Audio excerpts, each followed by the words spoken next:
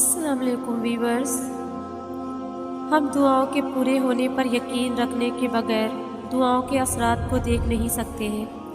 اللہ تعالیٰ کے حضور دعا کرتے ہوئے ہمیں یہ بھی یقین رکھنا چاہیے کہ وہ ہماری دعا کو قبول کرتے ہیں اور ہمیں اس کے لیے جو کچھ بہتر ہو سکتا ہے فراہم کرتے ہیں۔ تہجد کی دعا بھی ایک بہترین دعا ہے جو ہمیں دنیا و آخرت دونوں کی کامیابی اور خوشحالی کے لیے دعا کرنے کی ترغیب دیتی ہے۔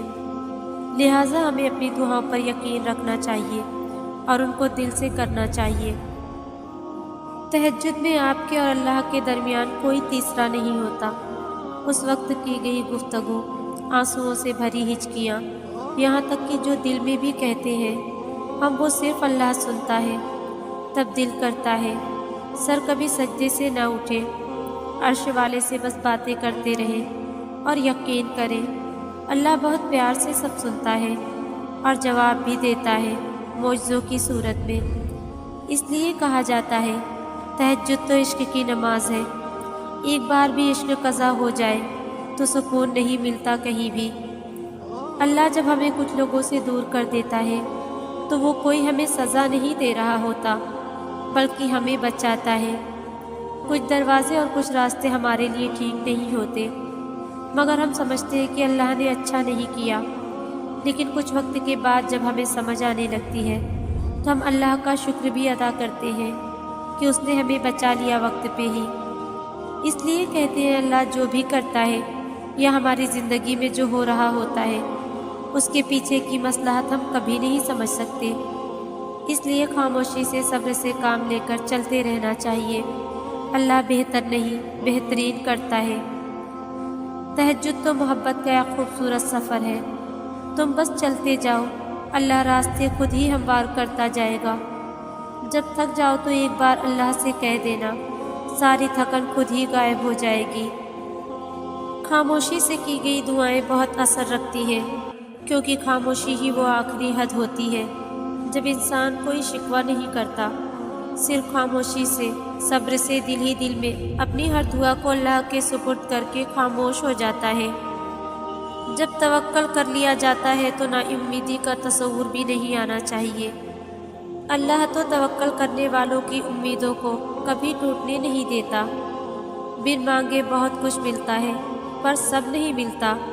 ہدایت بھی اسے ملتی ہے جسے اس کی چاہ ہوتی ہے، تو جس چیز کی چاہ ہونا اسے اللہ سے مانگتے رہا کرو، اسے اپنے بندے مانگتے ہوئے بہت پسند آتے ہیں اور وہ مانگنے کی توفیق بھی انہیں ہی دیتا ہے جنہیں وہ عطا کرنا چاہتا ہے۔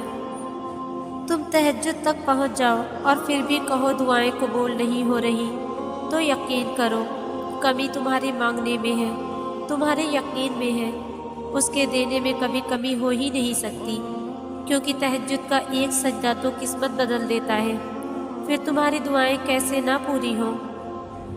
جب کبھی لگے کہ تمہاری پکار سنی نہیں گئی یا تمہاری دعا پہ کن نہیں کہا گیا تو بس ایک دفعہ اپنے یقین کو پرکھنا کہ کیا تم نے پورے یقین سے دعا مانگی بھی تھی یا نہیں۔ کیا تمہارے مانگنے میں وہ تڑپ ہے جس کے لیے تم ہر پل دعا کر رہے ہو؟ کن کہلوانے کے لیے اپنے یقین اور ایمان کو کامل رکھنا بھی بہت ضروری ہے۔ جس کے اختیار میں ارض و سما ہے تو پھر اس کے معجزوں سے نا امید کیوں ہونا؟ وہ بس ایک کن کہتا ہے اور سارے دکھ ختم ہو جاتے ہیں، محبتیں واپس لوٹا دی جاتی ہیں، بگڑے کام سنوار دیے جاتے ہیں، خالی جھولیاں محبتوں اور چاہتوں سے بھر دی جاتی ہیں۔ پھر تو بس دنیا کی تمام طاقتیں اکٹھی ہو کر تمہارے لیے فیکون کے نظارے پیش کرتی ہیں۔ بے شک اللہ رب العزت ہر شے پر قادر ہے۔ دعائیں جب قبولیت کے لیے اللہ کے روبرو ترتیب سے کھڑی ہوتی ہیں تو تہجد کی دعائیں سب سے پہلی صف میں ہوتی ہیں، وہ صف جسے اللہ نے سب سے پہلے اپنے کن سے نوازنا ہوتا ہے۔ وقت تہجد خاموش آنکھوں سے بہتے آنسو اور اللہ کے سامنے بیٹھے بے بس انسان کی فریادیں کبھی ضائع نہیں ہوتی۔ تہجد پڑھنے والوں کی تو وہ خواہشات بھی پوری ہو جاتی ہیں جن کا ذکر انہوں نے کبھی اپنے آپ سے بھی نہیں کیا ہوتا۔ شفا بن جاتے ہیں وہ آنسو جو تاک راتوں میں بہائے جاتے ہیں، کن کہتا ہے اللہ اور ایک پل میں مقدر بدل جاتے ہیں۔ لا حاصل کو اگر پانا چاہتے ہو تو تہجد پڑھا کرو، کیونکہ جو نصیب میں نہ ہو اسے تہجد کی دعائیں مقدر میں لے آتی ہیں۔ تو اگر درد رات بھر سونے نہیں دیتا تو جان لو کہ وہ منتظر ہے تمہارا، ابھی بھی اس کو انتظار ہے تمہاری دعاؤں کا۔ مانگ لو، ابھی بھی کچھ نہیں بگڑا، ابھی بھی وہ سب ہو سکتا ہے جو تم چاہتے ہو، ابھی بھی وہ سب مل سکتا ہے جو تم مانگتے ہو، ابھی بھی قبولیت کی ایک گھڑی باقی ہے، ابھی بھی تہجد کا پڑھنا مقدر پر بھاری ہے۔ جو دعائیں تمہیں اتنی پیاری ہوتی ہیں نا، انہیں مانگنے کا انداز بھی بہت پیارا ہونا چاہیے، اتنا پیارا کہ اللہ پہلی بار میں ہی ان پر کن کہہ دے۔ اور پتہ ہے اللہ کو اتنا پیارا انداز کس کا لگتا ہے؟ تہجد پڑھنے والوں کا۔ آپ کو جو چاہیے، اگر آپ نے اسے اللہ سے تہجد میں نہیں مانگا تو کیا مانگا؟ جب تمہیں کہیں سے کوئی امید نہیں رہتی تب وہ تمہیں تہجد کی لگن لگا دیتا ہے اور ایک نئی امید سے جوڑ دیتا ہے، اور پھر تم جان جاتے ہو کہ جو درد دن کے اجالوں میں نہیں سمٹ پاتا وہ رات کی تاریکیوں میں سمٹ جاتا ہے۔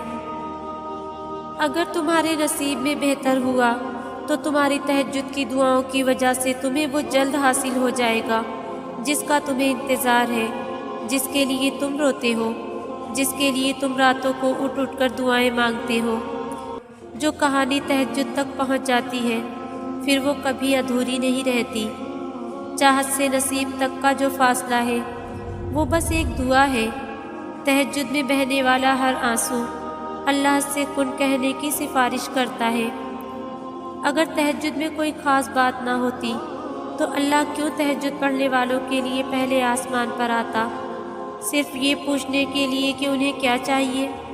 اللہ ان کی دعائیں 7 آسمانوں کے پار سے بھی سن سکتا ہے، لیکن پھر بھی اللہ ان سے ملاقات کے لیے تشریف لاتا ہے۔ تو جیسے اللہ نے تہجد کو باقی نمازوں سے جدا رکھا ہے، ویسے ہی اس نے تہجد پڑھنے والوں کو بھی سب سے جدا رکھا ہے۔ اللہ تہجد پڑھنے والوں کو سب سے خاص رکھتا ہے، اور ان کے لیے ایسے معجزے ہیں جو کسی کے لیے نہیں۔ اب اللہ 7ویں سے پہلے آسمان پر اپنے بندوں کو خالی ہاتھ لوٹانے تھوڑی نہ آتا ہے۔ تہجد کی سب سے بڑی طاقت یہ ہے کہ تہجد تمہارے دل کو اللہ کی طرف موڑ دیتی ہے، پھر انسان کی طلب نہیں جگاتی، پھر اللہ سے ملاقات کی طلب سونے نہیں دیتی، پھر بس اللہ سے محبت ہو جاتی ہے، بے پناہ محبت۔ جب رات کے آخری پہر اللہ تمہیں خود چنتا ہے تہجد پڑھنے کے لیے، تو پھر سوچو وہ تمہیں خالی ہاتھ کیسے لوٹائے گا۔ اس لیے جب بھی رات کے آخری پہر آنکھ کھلے تو اسے بے وجہ مت سمجھ لینا، اس کا مطلب اللہ تم سے تہجد میں ملاقات کرنا چاہتا ہے۔ نیند قربان کر کے جب روتی ہوئی آنکھیں اللہ کو مناتی ہیں نا، تو خواب حقیقت بن جاتے ہیں اور تعبیریں کن میں بدل دی جاتی ہیں۔